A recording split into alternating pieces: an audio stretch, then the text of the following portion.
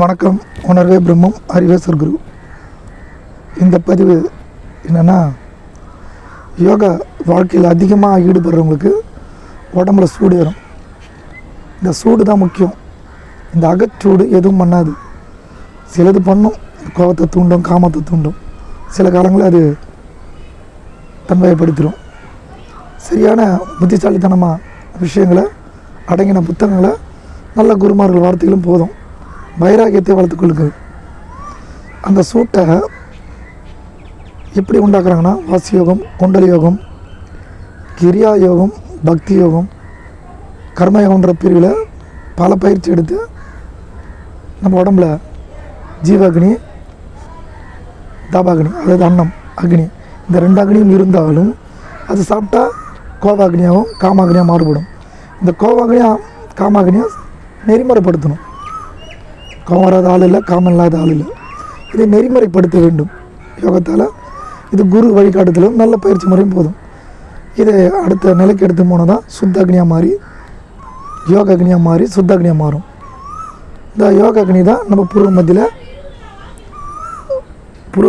அண்ணாக்கு மேலே இந்த பிணில் கண்டு வேலை செய்யும்போது ஒரு விதமான அழுத்தம், ஒரு துடிப்பு, அமிலத்தன்மையை மாற்றி ஜோதி வடிவமாக தெரியும்னு சொல்லுவாங்க. ஜோதி வடிவம் கிடையாது, அவரவர் அனுபவம் வேறு. 3வது கண்ணு திறந்து விட்றேன், 3வது கண்ணு நான் ஓப்பன் ஆகிடுச்சின்னு சொல்கிறது தான் மனவியாதி, நம்பிடாது. சரியான பயிற்சி, சரியான வழிகாட்டுதல் இருந்தால் போதும். இந்த சூட்டை தணிக்க என்னன்னா, உணவில் கொத்தவரங்காய், வெண்பூசணி, சொரக்காய், புடி, கருணைக்கிழங்கு, இதை உணவில் மாற்றி வாரத்துக்கு 2 நாள் சேர்த்துக்கணும். முருங்கைக்கீரை, சிறுக்கீரை, முருங்கீரை அளவாக சேர்த்துங்க, சூடு அதிகம். சிறுக்கீரை வாரத்துக்கு 2 நாள் சேர்த்துங்க. உடம்பில் உணவு அந்த சத்து பற்றாக்குறையில் மனமாற்றம் அடையும், சில குழப்பங்கள் வரும்.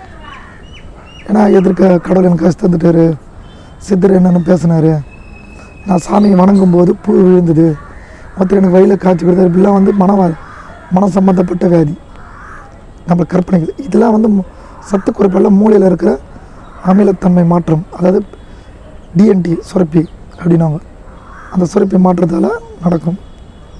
இது தவிர்க்க ஐயா காந்த செந்தூரம் கடையில் கேட்டால் கொடுப்பாங்க. நல்ல ஒரு சித்த மருத்துவரை அணுகி இதை எடுத்துக்கொள்ளுங்க. தயவுசெய்து நான் ஒரு புரிதலாக இந்த பதிவு எடுத்து விடாதீர்கள். ஒரு அரிசி எடை எடுத்து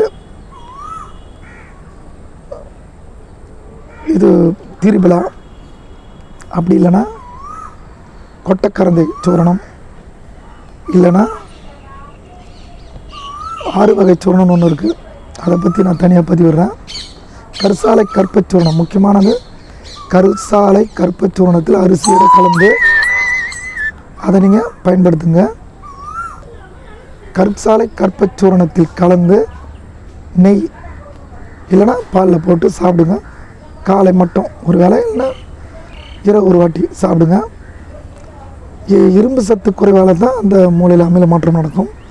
இதனால தான் சித்தர்கள் முப்பு, வாதம், வைத்தியம் எல்லாம் உருவாக்கி தான் உடம்பு சத்துப்படுத்தினா தான், அதாவது ஸ்டடி பண்ணாதான் ஞானத்துக்கு உதவும். இந்த உடம்பு இல்லாத போது எங்கே போய் நிற்பீரேன்றார் சிவாக்கியர். உடம்பை உறுதிப்படுத்திக்கணும், உடம்பை கொண்டு தான் நீங்கள் அடையணும். இது பஞ்சகல்ப மருந்து தடவிக்குள்ளிங்க. திருப்பி சொல்கிறேன். நல்ல வார்த்தைகள், நல்ல புத்தகங்கள் இதெல்லாம் உங்களை வழி நடத்தாது. நீங்கள் ஒரு பின்பற்றாளராக இருந்து ஒரு ஆட்டு மந்த மாதிரி தான் இருக்கணும். உங்களோட உள்தன்மை புரிதல் ஏற்படாது, கடைசி வரைக்கும் விழிப்புணர்வு ஏற்படாது. வைராகியம், விடாமுயற்சி, புரிந்து கொள்ளுதல், பயிற்சி செய்தல், இந்த 4 தன்மையை நீங்கள் உருவாக்கி வச்சுங்க. அடிக்கடி நினைங்க. நல்ல புத்தகம், நல்ல வார்த்தைகள் உங்களுக்கு ஒரு ஸ்டெடியான மைண்டை கொடுக்குறதுக்கு வாய்ப்பு இருக்குது. உருமாற்றம், மனமாற்றம்லாம் வேஸ்ட், விட்டுடுங்க. உங்களை நீங்கள் கவனிங்க.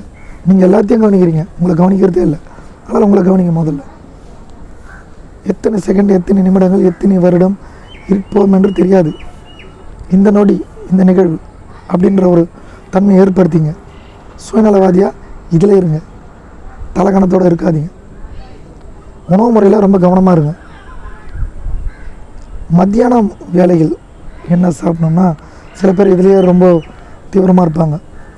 மத்தியான வேலையில் நாட்டு அவுள் அவுளுன்னு சொல்லுவாங்கள்ல, அவல், கைக்குத்தல் அரிசி அவல் வாங்கிங்க.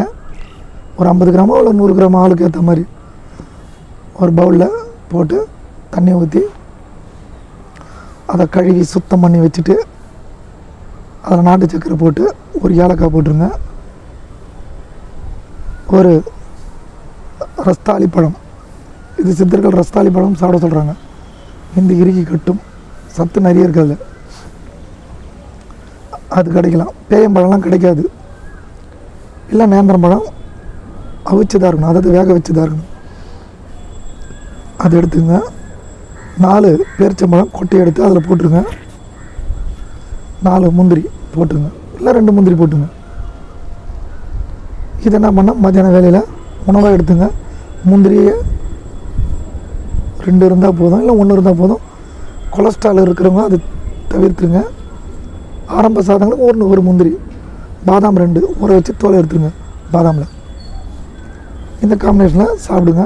சாப்பிட்டுட்டு சுக்கு டீ மத்தியானம், கடும்பர்கள் சுக்குன்னு ஒரு சித்தர், சுக்கு டீயோ சுக்கு காஃபியோ எதை குடிங்க, அளவோடு எடுத்துங்க. முடிஞ்ச அளவுக்கு நாட்டு சக்கரை அளவோடு சேர்த்துங்க. மதிய உணவாக இரவில் புளித்த உணவை தவிர்த்துருங்க. தயிர், மோர், வெண்ணெய், எண்ணெய் பதார்த்தங்கள், பஜ்ஜி, போண்டா, டீ, காஃபி, வெள்ளைச்சக்கரை இதெல்லாம் கொஞ்சம் தவிர்த்துருங்க. பசும்பால் காய்ச்சதாகவும் அதில் சீன கல்கண்டுங்களுக்கு, பெரிய கல்கண்டு, அதை தூள் பண்ணி சேர்த்துக்கலாம். இல்லைன்னா நாட்டு சக்கரை சேர்த்துங்க அளவுடன். படுக்கிறதுக்கு 1 ஹவர் முன்னாடி திரிபலா சூரணம் சூட்டு உடம்புள்ளவங்களை எடுத்துக்கலாம்.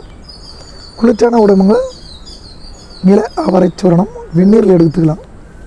படுக்கும்போது குடல் சுத்தம், மன சுத்தம், அதுதான் ஆன்ம சுத்தத்துக்கு வழிவகுக்கும்.